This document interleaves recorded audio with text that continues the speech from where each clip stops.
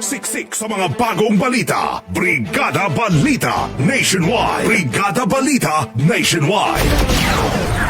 Headlines.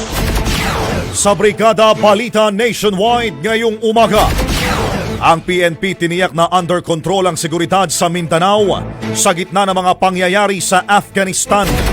Gobyerno hindi hahayaang makapasok ang mga terorista sa Pilipinas. Ang desisyon ho ng gobyerno na tumanggap ng Afghan refugees welcome sa CBCP. DOH sinisi sa DBM ang naranasan itong delay sa Special Risk Allowance ng healthcare workers. Ang DBM naman dumepensa mula sa akusasyon na sila ang dahilan ng pagkakadelay ng SRA ng healthcare workers. 42 billion pesos inilipat ng DOH sa ibang ahensya para pagtakpan ang unobligated rate at inefficiency nito ayon sa ilang senador.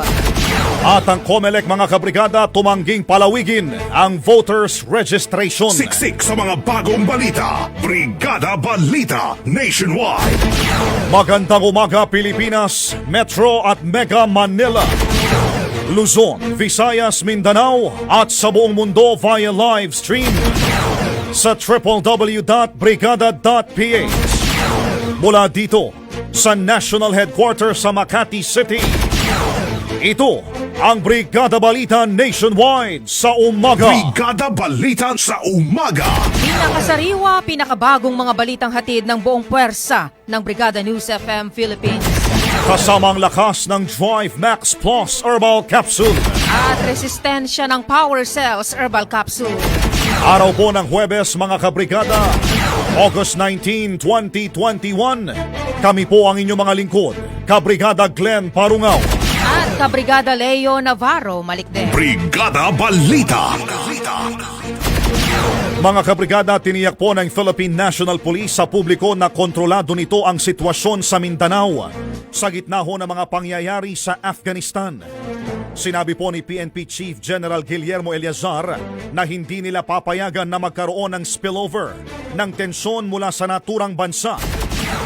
Dagdag niya, hindi nila hahayaan ang mga lokal na terorista na sabayan ang gulo sa Afghanistan.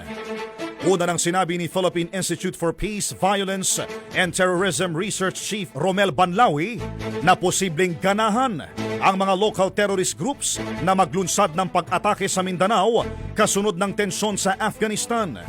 Matatandaan na nagdulot ho ng panik sa mga sibilyan ang pagpasok ng puwersa ng Taliban sa mga malalaking lungsod na dahilan naman para magsilikas ang mga tao sa airport sa pag-asa na makalabas sila ng kanilang bansa. Brigada Balita. Kaugnay pong balita mga kabrigada, tanggap tayo ng report. Ang gobyerno hindi hahayaang makapasok ang mga terorista sa Pilipinas. Kabrigada Ernie Napukaw, ibrigada mo. Brigada Live Report.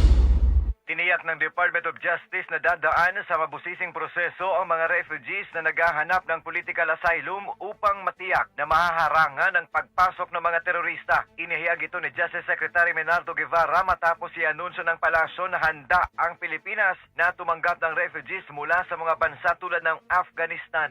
Sinabi ni Guevara na sa ilalim ng aplikasyon para sa permanent status bilang refugees ay kailangang beripikahin muna ng National Bureau of Investigation at National Intelligence and Coordinating Agency kung magiging banta ang aplikante sa national security ng bansa. Mababatid na nangunguna ang Refugees and Stateless Persons Protection Unit ng DOJ sa pag-aasikaso sa mga dayuhan na naghahanap ng asylum sa Pilipinas. Oras naman na mabigyan ng refugee status ang isang dayuhan ay mag-i-issue naman ng Bureau of Immigration ng mga kinakailangang documentation para sa aplikante. Binigyang din naman ni Guevara na ina-adapt ng Pilipinas ang Open Arms Policy para sa mga refugees at iba pang mga individual na nakakaranas ng persecution sa kanilang mga bansa. Yan ang report natin ng Yami Vit, Patang lamang. Ito si Kabrigada Ernie Napukaw ng Brigada News FM Philippines, The Music and News Authority. Brigada Balita. Samantala mga kabrigada, ang desisyon ho ng gobyerno na tumanggap ng Afghan refugees welcome naman sa CBCP. Kabrigada Maricar Sargan, ibrigada mo. Brigada Live Report. Welcome sa Catholic Bishops' Conference of the Philippines o CBCP, ang desisyon ng gobyerno na tumanggap ng refugees mula sa Afghanistan. Ito ay sa gitna ng takot ng mga Afghans sa Taliban na madaling nakabalik sa kapangyarihan nitong mga nakaraang araw matapos ang 2 dekada. Kilala ang Taliban sa mga draconian policies nito sa Afghanistan noong taong 1996 hanggang 2001 kung saan hindi nabibigyan ng sapat na karapatang pantao ang mga mamamayan nito, lalo na ang mga kababaihan.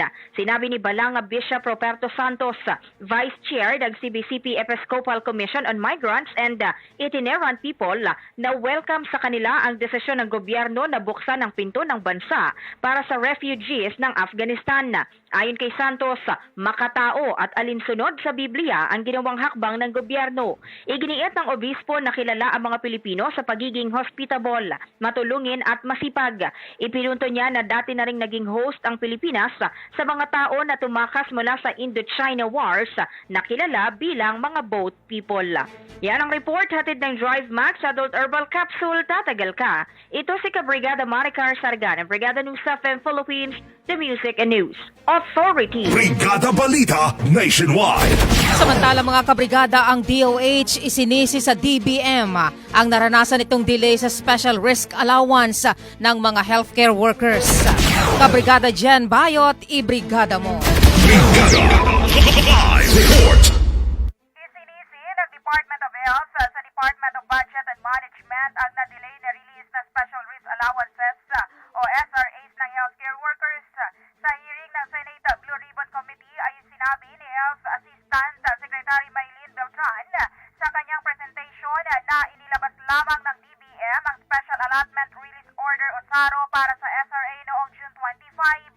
Anya, dahilan dyan ay nabigyan lamang sila ng 5 araw para i-obligate at i-disburse ang 9.7 billion pesos SRA para sa medical frontliners dahil sa June 30 ang nakatakdang expiry ng Bayanihan 2. Ipinunto ni Beltran na sa loob ng maikling oras ay kinailangan nilang ayusin ang lahat ng mga kinakailangan na Memorandum of Agreement habang kinakausap ang pribadong sektor at iba't ibang LGU hospitals. Pareho naman sumang-ayon sina Beltran at Health Secretary Francisco Duque III nang matanong sila kung ang DBM ba ang nasa likod ng delay. Ipinonto ng Committee Chairman na si Senator Richard Gordon na imposibleng magawa ang disbursement ng multi-billion funds sa loob lamang ng 1 araw.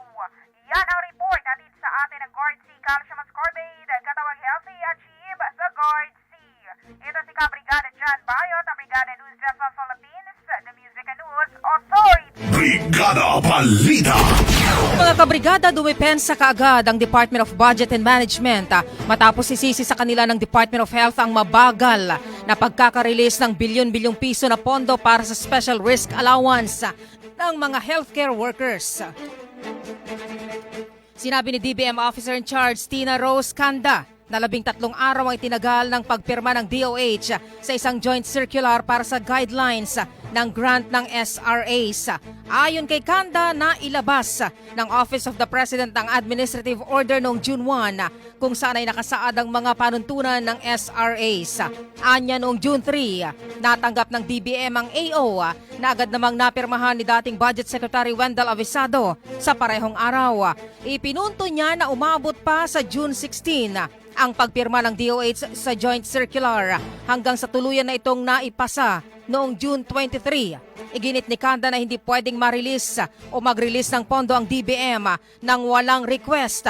Una nang ibinaling ni na Health Secretary Francisco Duque at Health Assistant Secretary Maylene Beltran ang sisi sa DBM dahil nakuha nilang Special Allotment Release Order o SARO noong June 25 kahit na June 30 ang expiry ng batas sa Bayanihan 2. Ibig sabihin kasi ay nabigyan lamang sila ng 5 araw para ayusin ang mga dokumento para sa SRAs. Brigada Balita. Brigada Balita Nationwide. Samantala mga kabrigada, naniniwala po si Senate Minority Leader Franklin Drilon na inilipat ng Department of Health ang 42 billion pesos na pondo nito sa isang opisina na nasa ilalim ng Department of Budget and Management para pagtakpan ang unobligation rate at inefficiency nito. Sa ginanap na investigasyon ng Senate Blue Ribbon Committee kaugnay sa preliminary report ng Commission on Audit ay sinabi ho ni Drilon na nabigo ang DOH na gastusin ang 24 billion pesos o 31.17% ng COVID-19 funds nito. Ipinunto ng senador na mas malaki pa ang hindi nagastos na pera ng DOH kung isasama pa ang pondo na ipinasa sa procurement service ng DBM. Ipinaliwanag naman ng DOH na nagpasya itong ilipat ang 24 billion pesos na procurement service para sa pagbili ng mga face mask, face shield at iba pang mga PPE para sa medical frontliners nitong nakaraang taon. Dahil dyan ay kinuwestiyon ni Senadora Amy Marcos kung bakit nagawa ng ibang ahensya na maprocure ang mga nasabing kagamitan para sa DOH kahit mga ordinaryong gamit lang naman ang kailangan ng mga ito. Brigada Balita. Mga kabrigada, ibinasura naman ng Commission on Elections ang resolusyon ng Senado na humihiling ng extension ng voters registration para sa May 22 national at local elections. Ito po ay matapos na maantala ang voters registration ng ilang ulit dahil sa implementasyon ng iba't ibang community quarantine sa bansa. Sinabi ni COMELEC spokesman James Jimenez na imbis na palawigin ang deadline ay hinabaan na lamang ng poll body ang oras ng voters registration na tatagal ng 42 na araw o 42 days hanggang September 30. Ipinunto rin ni Jimenez na papayagan na rin nila ang pagpaparehistro tuwing Sabado at holidays. Ipiniliwanag naman ng COMELEC na kinailangan nilang tanggihan ang apela ng Senado dahil sa sinusunod nilang timeline para sa preparasyon ng eleksyon at dahil na rin sa banta sa kalusugan at kaligtasan ng publiko at tauhan ng poll body. Brigada Balita. Brigada Balita Nationwide. Brigada Worldwide COVID-19 News Update. Brigada Worldwide COVID-19 News Update. Mga kabrigada, pumalo na sa mahigit 4.38 million ang bilang po ng mga namatay dahil sa COVID-19 sa buong mundo mula nang magkaroon ng outbreak sa China noong December 2019. Base po ito sa tali ng iba't ibang gobyerno na inipon ng international news organizations. Sa tala po ng Agence France Presse ay pumalo na sa mahigit 208.5 million ang bilang ng mga nairehistrong kaso sa buong mundo. Nitong Martes lamang ay naitala po worldwide ang 10,906 na bagong fatalities habang umabot naman sa 652,857 ang bilang ho ng mga new cases. Makikita ho sa datos na naitala ang pinakamaraming mga namatay sa Indonesia na umabot sa 1,128. Sumunod po ang Brazil na may 1,106 at ang Estados Unidos na may bago pong 998 fatalities. Brigada Balita. Brigada Balita Nationwide. Brigada Weather Update.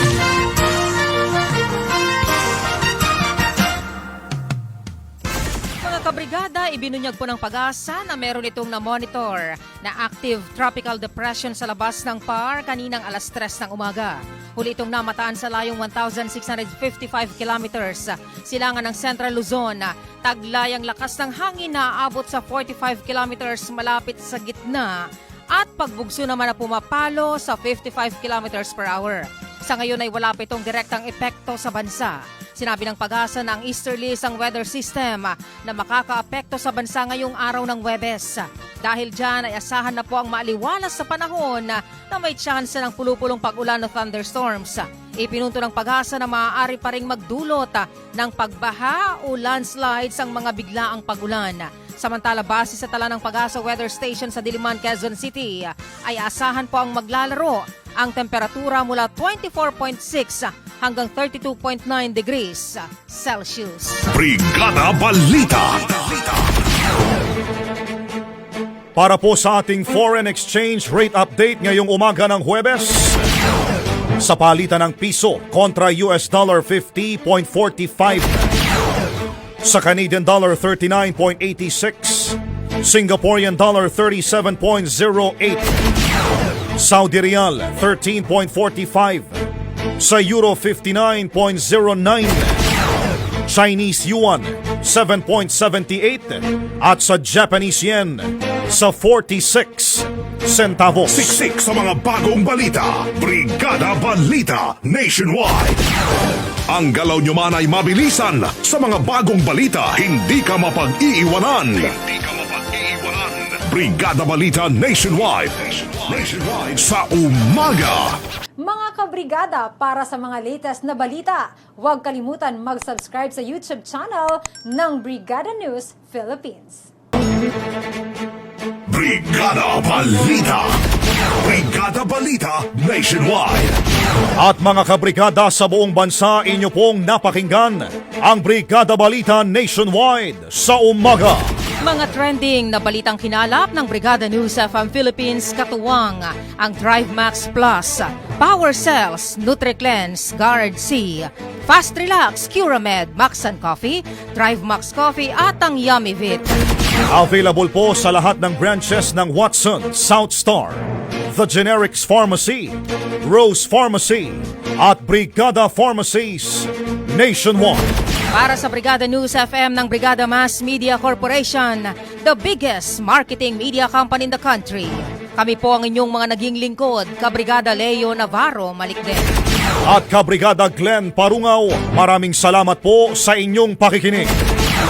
Mula dito sa National Headquarters sa Makati City, ito ang Brigada News FM, the Music and News Authority.